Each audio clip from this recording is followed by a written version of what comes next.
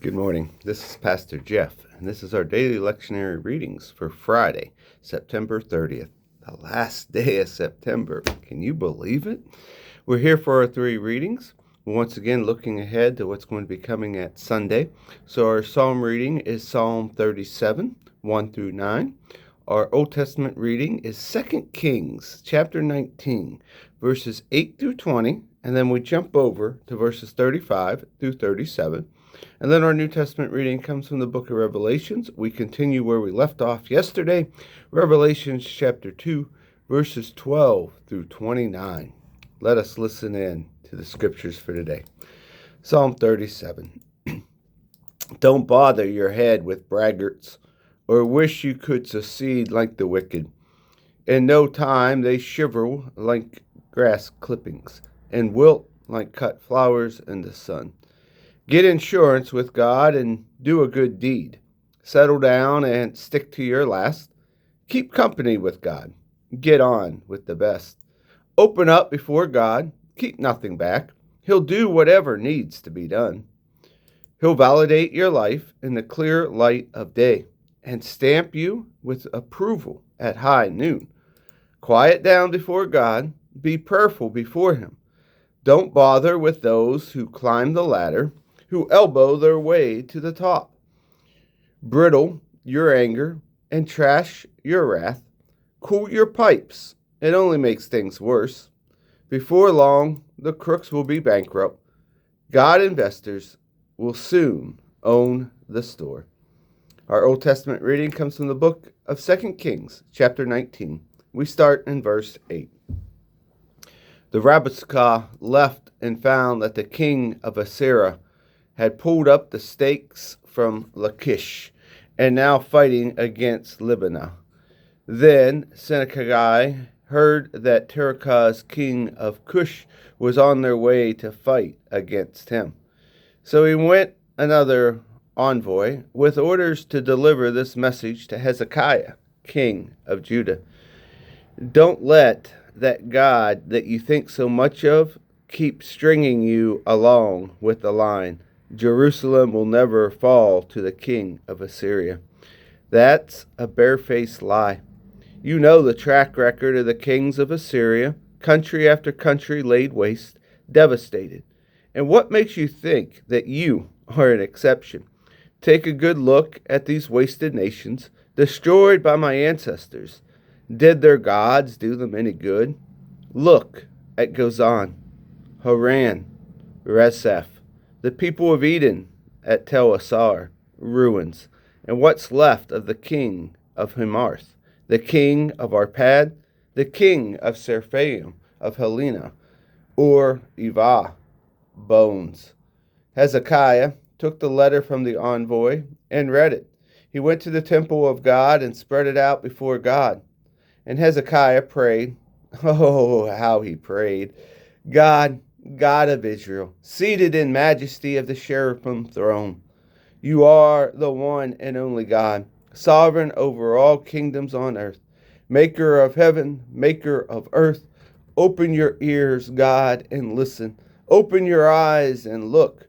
Look at this letter Sennacherib has sent, a brazen insult to the living God. The facts are true, O God. The kings of Assyria have laid waste countries and kingdoms. Huge bonfires they made of gods. They're no gods, handmade from wood and stone. But now, O God, our God, save us from the raw Assyrian power.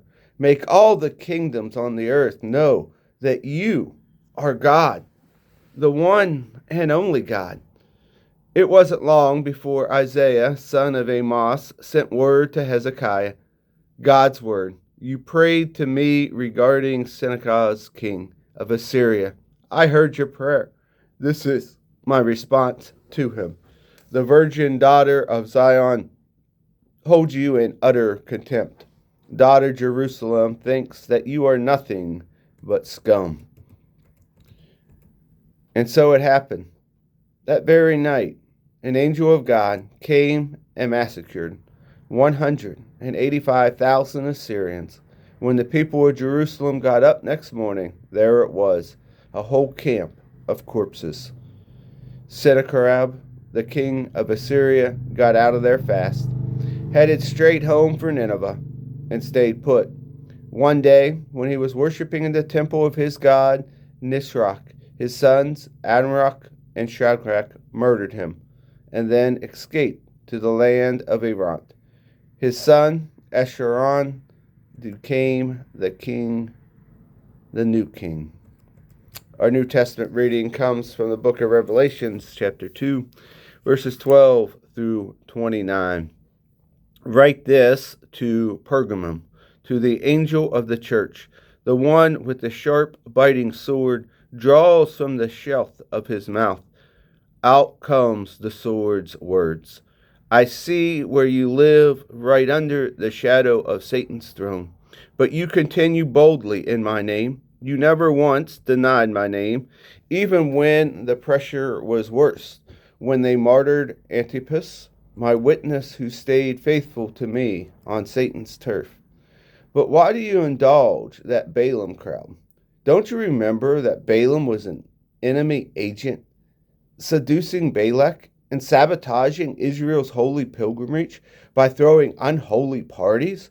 And why do you put up with the Nicolaitans who do the same thing? Enough! Don't give in to them. I'll be with you soon. I'm fed up and about to cut them to pieces with my sword-sharp words. Are your ears awake? Listen. Listen to the windwards, the Spirit blowing through the churches. I'll give the sacred manna to every conqueror. I'll also give a clear, smooth stone, inscribed with your new name, your secret new name. Write this to Thyatira, to the angels of the church, God's Son's eyes, pouring fire blaze, standing on the feet of furnace-fired bronze, says this: I see everything that you're doing for me. Impressive. The love and the faith, the service and the persistence. Yes, very impressive. You get better at it every day. But why do you let that Jezebel, who calls herself a prophet, mislead my dear servants into cross-denying, self-indulging religion? I gave her a chance to change her ways, but she has no intention of giving up a career in the God business. I'm about to lay her low, along with her partners, as they play their sex and religion games. The bastard offspring of their idol whoring I'll kill. Then every church will know that appearances don't impress me. I x-ray every motive and make sure you get what's coming to you. The rest of you, Thyatirians, who have nothing to do with this outrage, who scorn this playing around with the devil that gets paraded as profundity, be assured I'll not make life any harder for you than it already is. Hold on to the truth that you have until I get there. Here's the reward I have for every conqueror, everyone who keeps at it, refusing to give up. You'll rule the nations, your shepherd king, rule as firm as the iron staff, their resistance fragile as clay pots. This was the gift my father gave me. I pass it along to you, and with it the morning star. Are your ears awake? Listen. Listen to the wind words, the Spirit's blowing through the churches. And here ends our readings for the day. God's blessings to you.